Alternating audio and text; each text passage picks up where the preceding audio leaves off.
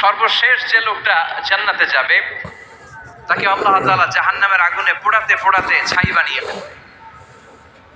আল্লাহ বলবেন, জিবরাইল যাও একটু দেখো একটা মাত্র সেজদা দিয়েছে আমাকে, এরকম কাউরে পাওয়া যায় কিনা, পাটি চালান দিয়ে দেখো পাওয়া যায় কিনা।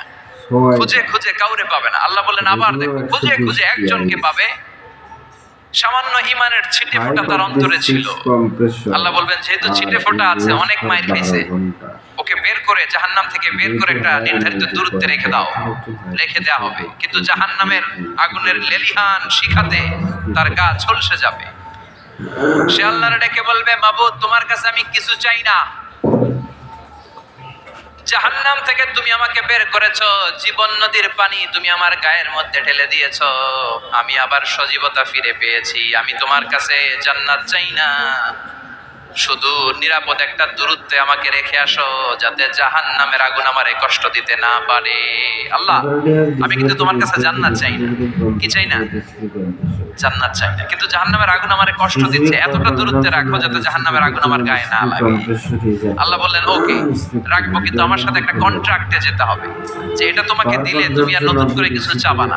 সে বলবে আমি রাজি, কন্ট্রাক্ট হয়ে যাবে। আল্লাহ জিবরাইলকে বলবেন যাও এমন দূরত্বে রাখো যাতে জাহান্নামের আগুন ওরে কষ্ট না দেয়। রেখে আসা হবে, অনেক দিন সে ওখানে আনন্দে থাকবে, আল্লাহ শুকরিয়া করবে, সে মনে মনে বলবে বেঁচে গিয়েছি, আমি বেঁচে গিয়েছি, জীবনে আর কিছু চাই না, জাহান্নাম থেকে আমি বেঁচে গিয়েছি। অনেকদিন থাকার পরে মনে মনে ভাববে পয়সা তো গেছি, কিন্তু নতুন করে একটু ট্রাই করে দেখি জাহান্নামের সৌন্দর্যের দৃশ্য একটু চোখ দিয়ে অবলোকন করা যায় কিনা। সে আল্লাহর ডেকে বলবে আল্লাহ ইনদি সুআল, আমার একটা ফরিয়াদ আছে। কি ফরিয়াদ?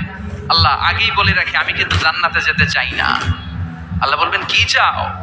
সে বলবে আল্লাহ তোমার জান্নাতটা তুমি কত সুন্দর করে বানিয়েছো, আমি একটা নজর শুধু দেখতে চাই, জান্নাতের দরজার সামনে নিয়ে যদি আমারে বসিয়ে রাখো দ্যাটস এনাফ, আর কিছু চাই না, শুধু জান্নাতের দরজার সামনে। আল্লাহ বললেন তুই না ওয়াদা করেছিস, তুই না চুক্তি করেছিস।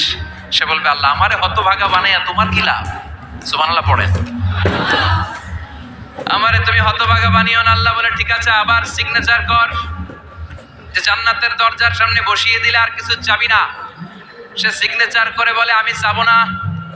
আল্লাহ বললেন জিবরাইল বেচারারে ধরে জান্নাতের গেটের সামনে বসায় দে। এবার জান্নাতের গেটের সামনে বসে বসে জান্নাতের সৌন্দর্য দেখা শুরু করবে। সুবহানাল্লাহ, এমন সৌন্দর্য যেটা চোখ দিয়ে কেউ দেখে নাই, কান দিয়ে শোনে নাই, ওই সৌন্দর্য চোখে দেখে, কান দিয়ে আওয়াজ শুনে মাগার ভোগ করতে পারে না। অন্তরে জ্বালা আছে না নাই? এয়ার কন্ডিশনের রুমে ঢুকতে না পারলেও, এয়ার কন্ডিশনের রুমের দরজার বাইরে দাঁড়ালো, এয়ার কন্ডিশনের রুমের একটা ঠান্ডা বাতাস গায়ে লাগে না? কথা বলেন তো। ও যখন জান্নাতের দরজার সামনে দাঁড়াবে ওর গায়েও এরকম জান্নাতের ঠান্ডা বাতাসের হিমেল ছোঁয়া গাটাকে শীতল করে দিবে। ওই শীতল হয়ে যাওয়ার পরে আর তো সহ্য হবে না, আবার আল্লাহরে ডাকবে, মনে মনে ভাববে আর একটু ট্রাই করি না, দোষ কি, আস্তে আস্তে অনেক দূর তো আগাইছি। সুবহানাল্লাহ কইবেন না? এবার আল্লাহরে বলবে আল্লাহ ইনদি সুআল, আল্লাহ তুমি যদি কোনো বিষয়ে নতুন করে ডিসিশন নাও, তোমারে জিজ্ঞেস করার মতো কি কেউ আছে? আল্লাহ বলে না, আমি তো সব রাজার বড় রাজা, মহারাজা, আমার উপরে তো কারো কথা চলে না। ওই হতভাগা লোকটা বলবে আল্লাহ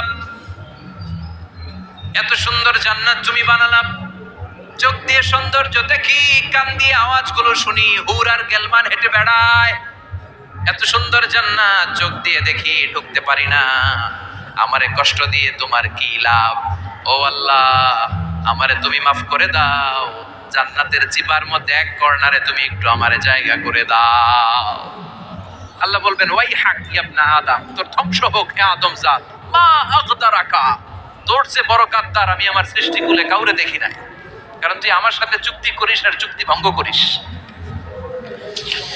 আল্লাহর রহমতের দরিয়ায় তখন জোশ খেলে যাবে, ওর আকুতি মিনতি চাহনি আল্লাহর রহমতের দরিয়ার মধ্যে জোশ লাগিয়ে দিবে। আল্লাহর দয়া হয়ে যাবে, মায়া হয়ে যাবে। আল্লাহ বলবেন ঠিক আছে জান্নাতে যা। লোকটা এবার এক দৌড়ে জান্নাতের ভিতরে ঢুকে যাবে। লোকটার দৌড় দেখে আবার লোকটারে আল্লাহ ডেকে বলবে একটু দাঁড়া, একটু দাঁড়া, জান্নাত তো দিছি, তো দৌড় দিলি কেন? সুবহানাল্লাহ কইবেন না? লোকটি বলবে আল্লাহ প্ল্যান তো আমি কম করি নাই, এত চেষ্টার ফলে আমি আসতে পারছি, আবার যদি তুমি বাইর করে দাও, এই জন্য এক দৌড়ে এমন চিপার মধ্যে লুকামো যাতে তুমি আমার না দেখো। আবার আল্লাহর রহমতের দরিয়ায় জোশ খেলে যাবে, আল্লাহ কাছে ডাকবে, কাছে আয়, ও গোলাম তোর কি মনে চায় আমারে বল, আজকে তুই চাইতে থাক, আমি দিতে দিতে তোর মনের সব আশা পূরণ করে দেব।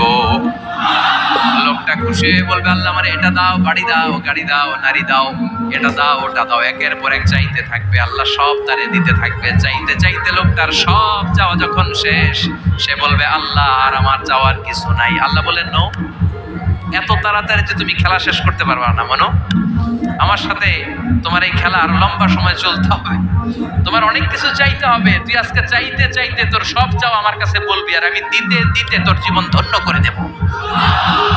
সে আবার চাইতে শুরু করবে, আল্লাহ এটা দাও, ওটা দাও, ওটা দাও, আল্লাহ দিতে দিতে সব দিবে। এরপরে বলবে আল্লাহ মাফও চাই, দোয়াও চাই, আর চাওয়ার কিছু নাই। আল্লাহ বলবেন তাই, ঠিক আছে, তোরে আমি জান্নাতে ঢুকাই দিলাম, তবে মনে রাখিস তোর জান্নাতটা হবে সবচেয়ে ছোট জান্নাত, আর তোর জান্নাতটা হবে এই পৃথিবীর 10 গুণ। চিল্লা এখন সুবহানাল্লাহ। বুখারীর বর্ণনা, আখিরু মান দাখালাল জান্নাহ, যে লোকটা সর্বশেষ অনেক মাইর খাইয়া রিমান্ডে থাকার পরে জান্নাতে ঢুকবে, তার জান্নাতটা যদি পৃথিবীর 10 গুণ হয়, তাহলে আমাদের সবাইরে ফেরদাউসে ঢুকাতে আল্লাহর কোনো সমস্যা আছে? চিল্লায় বলেন সমস্যা আছে? এজন্য আমরা আল্লাহর কাছে কোন জান্নাত চাই? কথা বলেন। রব্বুল আলামিন বলেন, ওয়াসিকাল্লাযীনা ইত্তাকাউ রাব্বাহুম ইলাল জান্নাহ